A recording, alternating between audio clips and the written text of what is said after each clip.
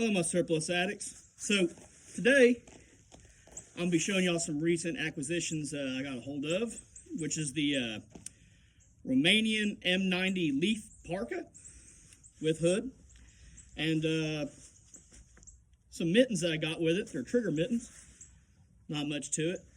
But first we'll go over the parka, and then I'll show you the specifics of the gloves. So with that, let's get started.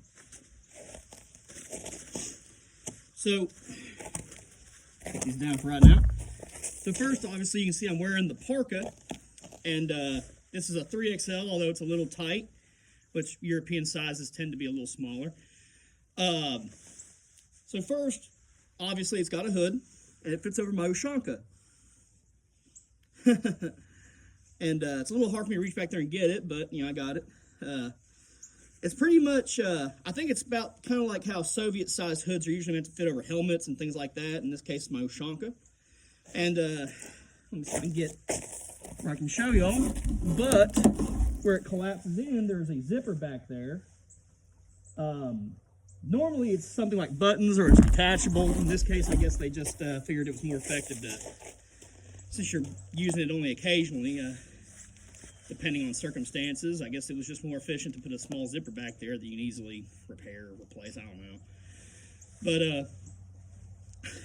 it's a very warm jacket, and or parka technically.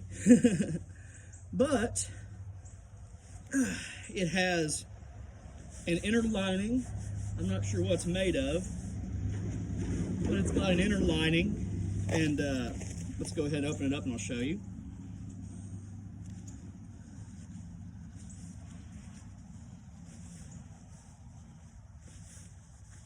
Now, another thing to know about the lining is it also goes into the sleeves, and as you can see, I guess it's what's called a quilted lining. It's got some information tag, or information stamp down there, and the very similar, like it's ink, something like that. You know, I've seen it on a lot of Soviet stuff. Now, the liner is removable, but obviously I'm not taking that out for this video.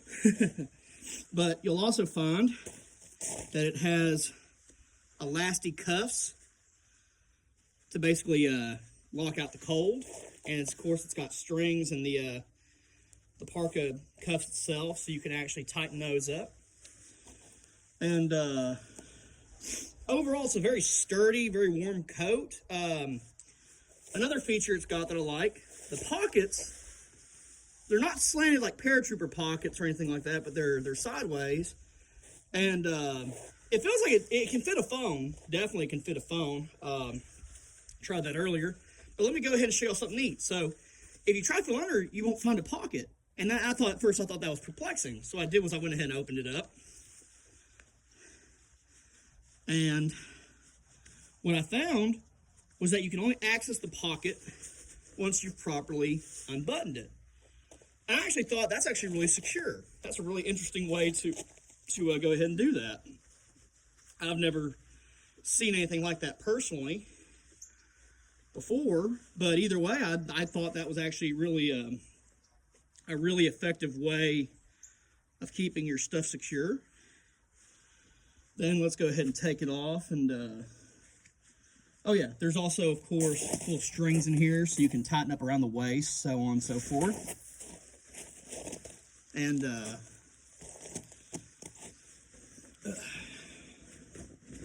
as you can see, I'm kind of informal today.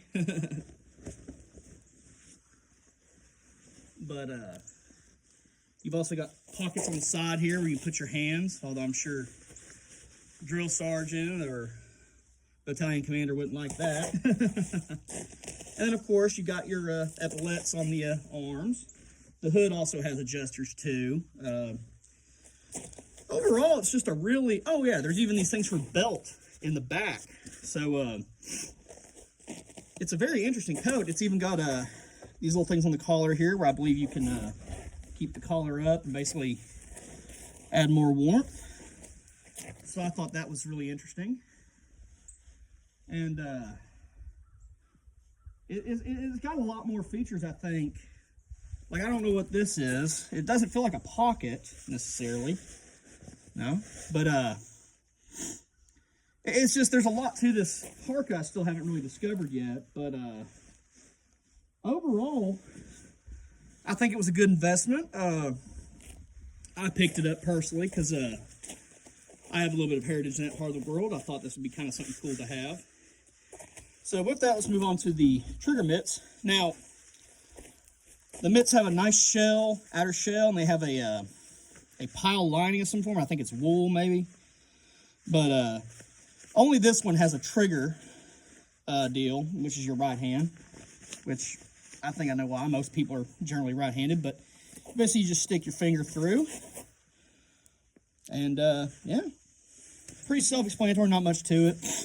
But what I've noticed is it looks like the colors on the gloves and the Parka are a little different. And to my understanding, with the history of Romanian equipment, it is not uncommon for like these early camouflage from the 90s to have batches with different prints, things like that. And that seems to be a common theme I've noticed in Eastern European surplus. Depending on the factory, year of manufacture, the dyes might be different and things like that. So it's just something to keep in mind.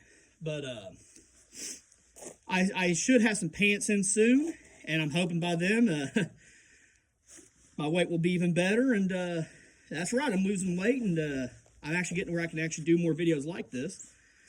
And hopefully before too long I can wear the whole thing and show it off to y'all and do more in-depth reviews.